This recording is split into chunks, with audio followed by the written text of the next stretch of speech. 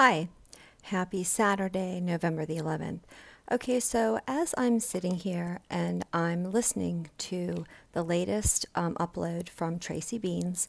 Hi, Tracy. I will put your video in my description box so everybody can reference that. First of all, I appreciate and love the work that you do. I think that you do some really fantastic, in-depth, like ripping apart of facts, or at least facts as they're presented. Which brings me to my point of saying that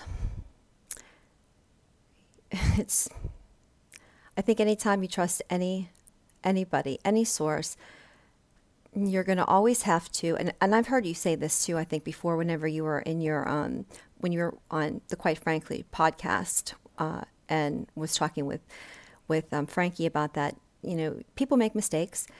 And I so appreciate the fact that you come right out and say, well, if you make mistakes, you own up to them.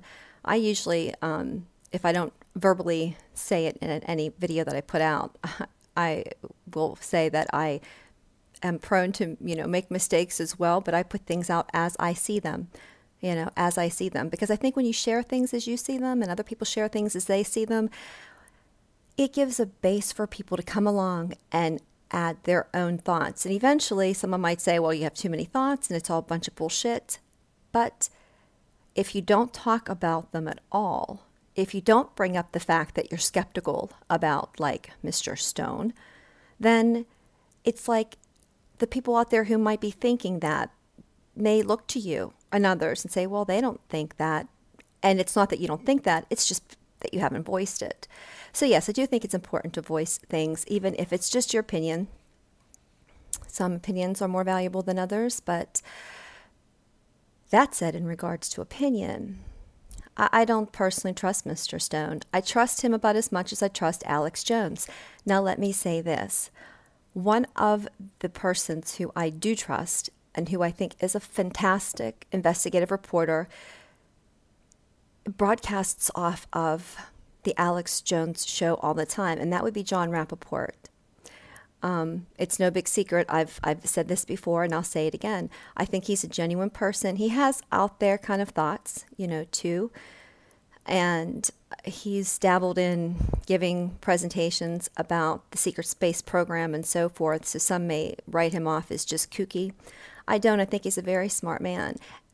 And I think that he's coming out from a direction where he's being truthful. I mean, he could be wrong as well. He could make mistakes as well.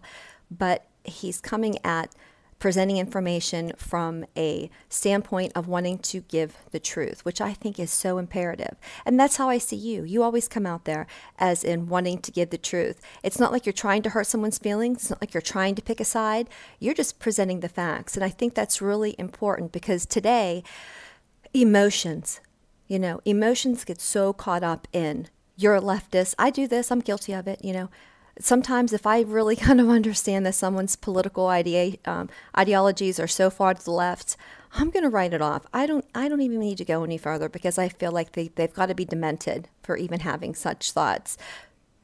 But it's honestly true that the same concept for the right is involved. There are people out there who think if you support Trump, that you have to be absolutely insane and then don't want to hear anything you have to say. Where does this bring all of us? It brings us all down to exactly where they want us. Divided.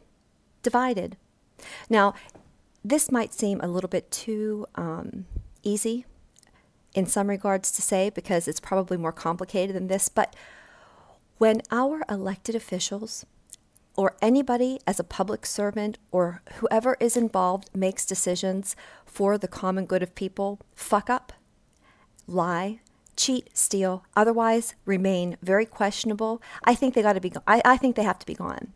I think that is the time where they have to be eliminated. So we wouldn't be in this mess if we actually, as the boss of all these politicians, and we are the bosses. If we, as the boss, said, "You're done. You're done," I think that has to come because it gets very convoluted, like you say. It gets very, very complicated and convoluted. Those who we know we can't trust, who jump fence all the time. McCain, I mean, come on, you're talking about. So I believe in guilt by association. Yes, you do have to hear the facts and you should give people a chance, but that should be taken very, very, very delicately. And I think people need to do sit-outs. People should be discredited more so than they are. The wrong people are seemingly always discredited. I was just going back and forth today on the YouTube comments regarding someone who's still bringing up the fact that Trump is a rapist because of his comment, not because there's something else in his past which I may not know of. No, because of his comment that he made about to Billy Bush about women who let you grab them by the pussy. Yeah, that's why he is a sex offender. People are so fucked up. Yeah, they really are. Because they conflate poor choices or maybe immoral behavior with rape and everything else. Okay, that's a whole nother topic. Anyway, that's my opinion. I think you're good to question those guys. Thank you for putting that out there. And for everyone else, I'll post some links in the description box. I pay close attention to the WikiLeaks as far as content. Anything that was said without anybody knowing that they were being listened to, that is not corrupted, I think has more weight than anything, which is why it's very disheartening now that I see that WikiLeaks has ripped down information, because whenever you only have one side, it's more inaccurate. But yeah, I use the WikiLeaks to kind of bounce names off of and so forth. All right, that's it. I'm done rambling. I hope everybody has a great day. Bye.